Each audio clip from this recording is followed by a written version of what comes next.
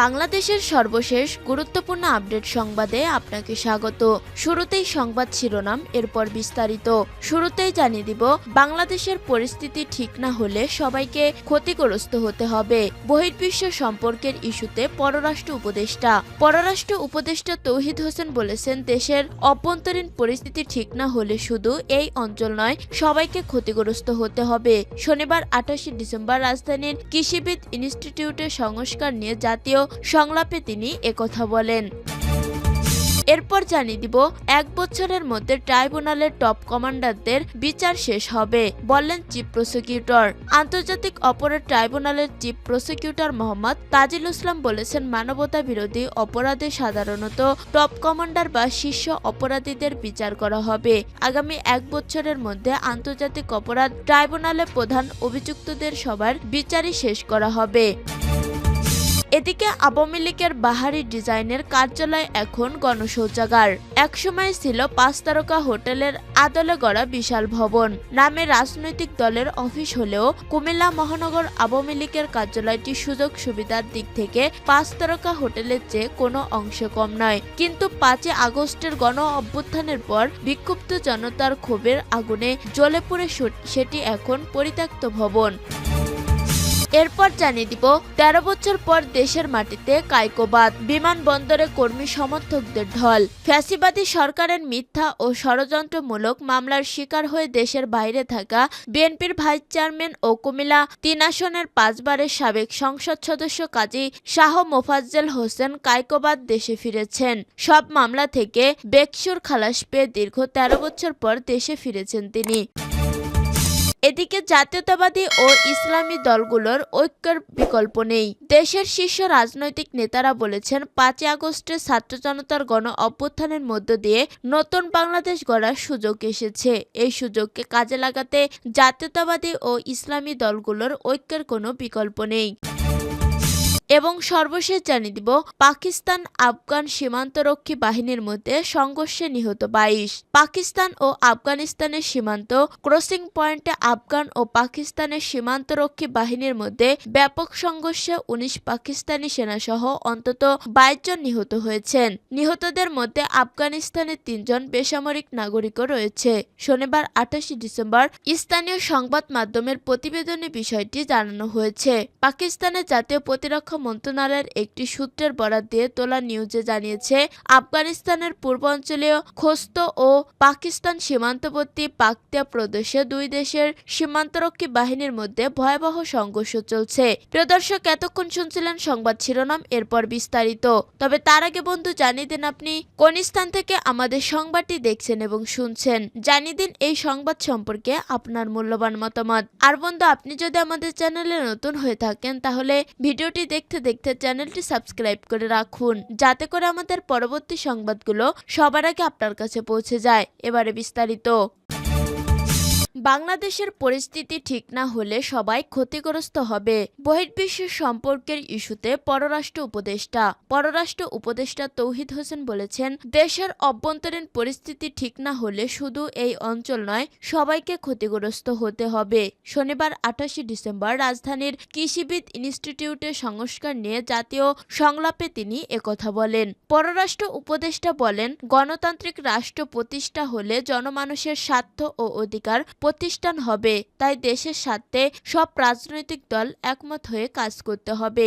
বাংলাদেশের সঙ্গে বহির্বিশ্ব সম্পর্কের ইস্যুতে তিনি বলেন, ভারত, মার্কিন যুক্তরাষ্ট্র ও চীনের সঙ্গে আমাদের সম্পর্ক ভালো রাখতে হবে। সবার সঙ্গে আমাদের বন্ধুত্বপূর্ণ সম্পর্ক বজায় রাখতে হবে। রোহিঙ্গা ইস্যুতে পররাষ্ট্র উপদেষ্টা বলেন, আগামী 2 থেকে 6 মাসের মধ্যে কোনো রোহিঙ্গা ফেরত পাঠানো যাবে না। 1 বছরের মধ্যে ট্রাইব্যুনালের টপ কমান্ডারদের বিচার শেষ হবে, বললেন চিফ প্রসিকিউটর। আন্তর্জাতিক অপরাধ ট্রাইব্যুনালের চিফ প্রসিকিউটর মোহাম্মদ তাজিল ইসলাম বলেছেন, মানবতা বিরোধী অপরাধে সাধারণত টপ কমান্ডার বা শীর্ষ অপরাধীদের বিচার করা হবে। আগামী 1 বছরের মধ্যে আন্তর্জাতিক অপরাধ ট্রাইব্যুনালের প্রধান অভিযুক্তদের সবার বিচারই শেষ করা হবে। শনিবার 28 ডিসেম্বর সকালে রাজধানীর খামারবাড়ির কৃষিবিদ ইনস্টিটিউশন বাংলাদেশ কেআইবি মিলনায়তনে ঐক্য সংস্কার ও নির্বাচন নিয়ে 2 দিন ব্যাপী সংলাপের দ্বিতীয় দিনে গুম খুন থেকে জুলাই গণহত্যা বিচারের চ্যালেঞ্জ শীর্ষক প্রথম অধিবেশনে তাজুল ইসলাম এসব কথা বলেন। 2 দিন ব্যাপী এই সংলাপের আয়োজন করেছে ফোরাম ফর বাংলাদেশ স্টাডিজ নামের একটি সংগঠন। তাজুল ইসলাম বলেন, ট্রাইব্যুনালের 10 জন প্রসিকিউটর এবং 17 জন তদন্তকারী কর্মকর্তা আছেন। তাদের প্রধান লক্ষ্য হচ্ছে গুম, গণহত্যা এবং মানবতা বিরোধী অপরাধ বাংলাদেশের মাটিতে হয়েছে। সেই অপরাধের যারা মাস্টারমাইন্ড অর্থাৎ মূল হোতা, যারা একদম সর্বোচ্চ জায়গায় বসে থেকে অপরাধগুলো সংগঠিত করেছিলেন, প্রাধান্য দিয়ে তাদের বিচার করা হবে। সেই ক্ষেত্রে এই ট্রাইব্যুনাল হাজার হাজার মানুষের বিচার করতে পারবে না এবং সেই লক্ষ্যে অগ্রসর হচ্ছে না তারা। তিনি বলেন, সারা দেশে মানবতা বিরোধী অপরাধ সংগঠিত হয়েছে এবং এর সঙ্গে আওয়ামী লীগ ও সাধারণ অঙ্গ সংগঠন রাজনৈতিকভাবে সম্পৃক্ততা ছিল। এর সঙ্গে সব আইন শৃঙ্খলা রক্ষাকারী বাহিনীর অধিকাংশ কর্মকর্তারা সম্পৃক্ততা ছিল। দেশব্যাপী সবকিছুর বিচার করতে গেলে এই ট্রাইব্যুনালের পক্ষে তা সম্ভব নয়। চিফ প্রসিকিউটর বলেন, মানবতা বিরোধী অপরাধে সাধারণত টপ কমান্ডারদের বিচার করা হবে। জুলাই আগস্টের গণহত্যার প্রধান নিউক্লিয়াস ছিলেন সাবেক প্রধানমন্ত্রী শেখ হাসিনা। এই সাবেক প্রধানমন্ত্রী ও তার নিচের দিকের কয়েকজন ছিলেন, তাদের বিচারককে প্রাধান্য দেওয়া হয়েছে। তিনি বলেন, দ্রুততম সময়ের মধ্যে তারা তাদের বিচার শেষ করতে চান। সেই সক্ষমতা তাদের আছে। আন্তর্জাতিক অপরাধ ট্রাইব্যুনালে প্রধান অভিযুক্তদের মামলা সবার বিচারই প্রায় আগামী 1 বছরের মধ্যে শেষ করা যাবে। আওয়ামী লীগের বাহারি ডিজাইনের কার্যালয় এখন গণশৌচাগার। একসময় ছিল 5 তারকা হোটেলের আদলে গড়া বিশাল ভবন। নামে রাজনৈতিক দলের অফিস হলেও কুমিল্লা মহানগর আওয়ামী লীগের কার্যালয়টি সুযোগ সুবিধার দিক থেকে 5 তারকা হোটেলের চেয়ে কোনো অংশে কম নয়। কিন্তু 5 আগস্টের গণ অভ্যুত্থানের পর বিক্ষুব্ধ জনতার ক্ষোভে আগুনে জ্বলে পুড়ে সেটি এখন পরিত্যক্ত ভবন। নগরীর কান্দিরপাড় রামঘাটলায় 10 শতক জমির উপর 9 তলা এই ভবনটি ছিল আধুনিক নানা সুযোগ সুবিধায় ভরা। গেস্ট হাউস থেকে শুরু করে ইনডোর আউটডোর গেম সহ আরামদায়ক কোনো কিছুই বাদ যায়নি এ ভবন থেকে। অভিযোগ রয়েছে, স্থানীয় হিন্দু সম্প্রদায়ের জমি দখল করে এই তারকা হোটেল সমৃদ্ধ দলীয় কার্যালয় বানান মহানগর আওয়ামী লীগের সভাপতি ও কুমিল্লা 6 আসনের সাবেক সংসদ সদস্য আকম বাহাউদ্দিন বাহার। মহানগর আওয়ামী লীগ অঙ্গ ও সহযোগী সংগঠনের office, conference hall, media room, guest house, indoor game stop, একাধিক লিফট, সিসি ক্যামেরা, ইন্টারকম, অগ্নি প্রতিরোধ ব্যবস্থা ও ওয়াইফাই সুবিধা সহ প্রযুক্তি সব সুবিধা ছিল ভবনটিতে। প্রতিটি ফ্লোরে নামকরণ করা হয়েছে শেখ মুজিবুর রহমানের পরিবারের সদস্যদের নামে। ভবনের সামনে শেখ মুজিবুর রহমানের বিশাল প্রতিকৃতি 5 আগস্টের পর যা এখন অক্ষত। শনিবার সকালে দেখা গেছে কুমিল্লায় কান্দিরপাড় রামঘাটলায় মহানগর আওয়ামী লীগের কার্যালয়ে এখন শুনশান নীরবতা। পরিত্যক্ত পোড়া ভবন জনশূন্য থাকার কারণে আনাগোনায় ব্যস্ত কয়েকটি কুকুর। সাধারণ মানুষজন প্রকৃতির ডাকে সাড়া দিতে এ কার্যালয় বেছে নিয়েছে। কুমিল্লা মহানগর বিএনপির সদস্য সচিব ইউসুফ মোল্লা বলেছেন, কুমিল্লা মহানগর আওয়ামী লীগের কার্যালয় নির্মাণের সময় ব্যাপক চাঁদাবাজি করেছেন কুমিল্লা 6 আসনের সাবেক সংসদ সদস্য আকম বাহাউদ্দিন বাহার। আওয়ামী লীগ কার্যালয় করার নামে কুমিল্লা শহরে ব্যবসায়ীদের কাছ থেকে হাতিয়ে নিয়েছে কোটি কোটি টাকা।